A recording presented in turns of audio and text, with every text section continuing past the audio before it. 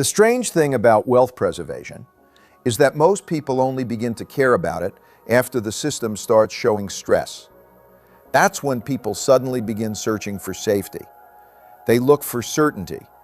They look for protection. And historically, that's when gold enters the conversation. But silver is different. Silver doesn't move like protection. Silver moves like pressure. It moves like emotion. It moves like a market trying to wake people up all at once. And if you already own gold right now, then there's a very important possibility you need to understand. Because historically, when gold begins attracting serious attention during periods of monetary instability, silver often follows with moves that are far more aggressive, sometimes life-changing, sometimes financially destructive. And the difference between those two outcomes usually has less to do with the metal itself and more to do with human psychology. Because silver has a way of exposing emotional investors. It tests patience, it tests conviction, it tests whether someone truly understands the cycle or whether they're simply reacting to headlines. And that's what makes this moment so interesting.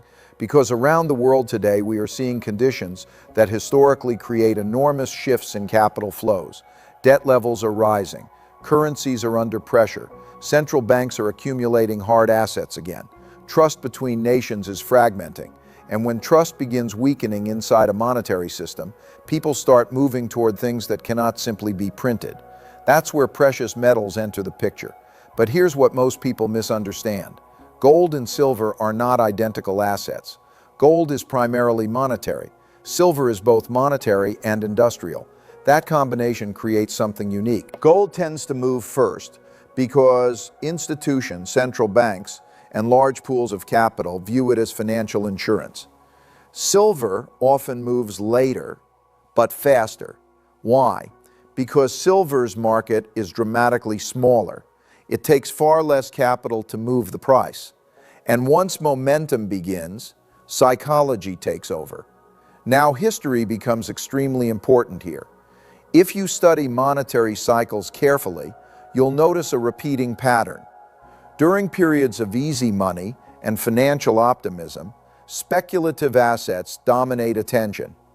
People stop caring about protection. Risk feels normal. Debt expands. Leverage increases. And eventually, the system becomes fragile.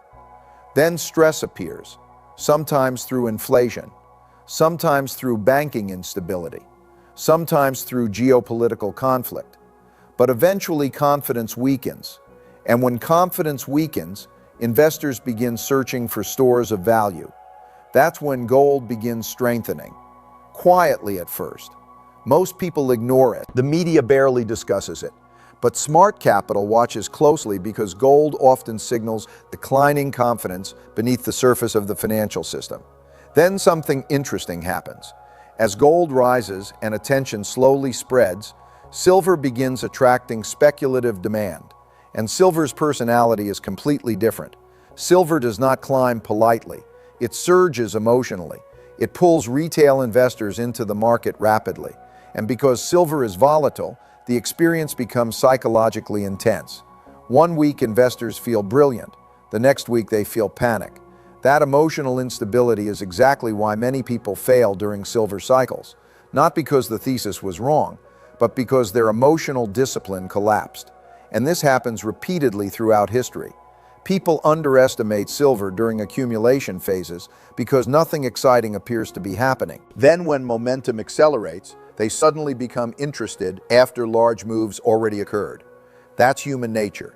Most people require emotional confirmation before taking action.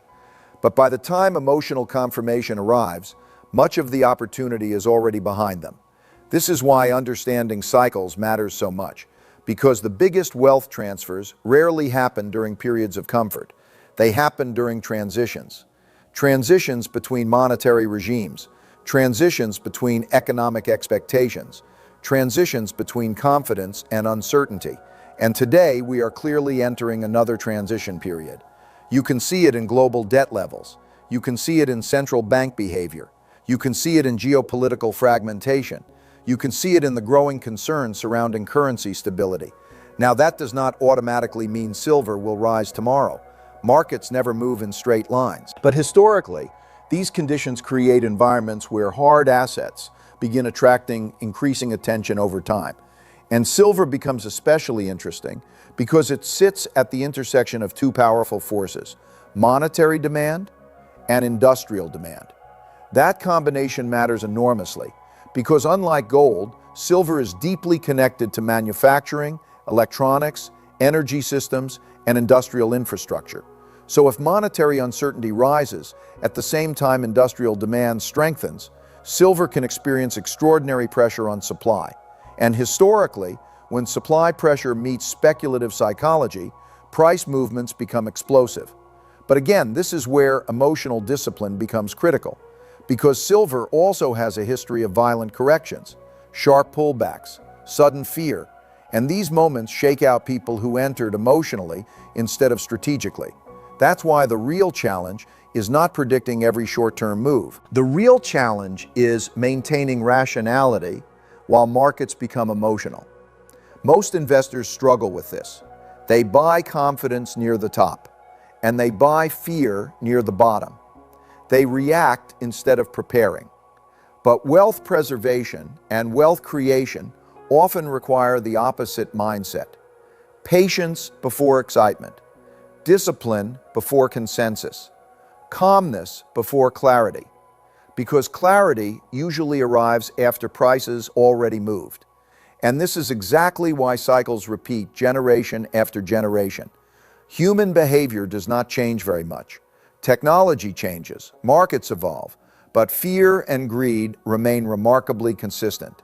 That's why studying history matters, not because history repeats perfectly, but because human behavior repeats constantly. And today we are entering an environment where understanding these behaviors could become increasingly important. Around the world, governments continue managing enormous debt burdens. Central banks face difficult choices. Economic growth is slowing in many regions, while inflationary pressures remain persistent. And these types of environments historically increase interest in tangible stores of value. Now, none of this means silver is guaranteed to make anyone rich. That's the wrong way to think about markets. No asset guarantees wealth. Every cycle contains opportunity and danger simultaneously, and silver especially amplifies both, which means the real question is not simply whether silver rises. The deeper question is whether investors remain emotionally stable enough to navigate volatility intelligently. Because during major cycles, emotional control often becomes more valuable than prediction itself. And the people who succeed during these periods are usually not the loudest voices. They are usually the people who stayed patient while others became reactive. They understood risk, they respected volatility, and most importantly, they understood that preserving wealth and growing wealth are psychological games before they are financial games. That's what history teaches repeatedly. When confidence in monetary systems weakens, capital begins searching for alternatives. Gold often becomes the foundation. Silver often becomes the accelerant. But accelerants are powerful in both directions. That's why this moment deserves careful thinking instead of emotional excitement. Because we may be entering one of those periods where understanding the bigger cycle matters more than following daily headlines. And the people who prepare thoughtfully before the crowd arrives are usually the people positioned most effectively when sentiment eventually changes. So the question isn't simply whether silver goes higher. The real question is whether you understand the forces driving the movement before the majority begins paying attention. Because by then, the emotional phase usually already started. And once emotion dominates markets, rational decision-making becomes increasingly rare. If you enjoyed this breakdown and want more deep analysis on economic cycles, monetary systems, and wealth preservation strategies, make sure to like the video, subscribe to the channel, and turn on notifications so you don't miss future videos.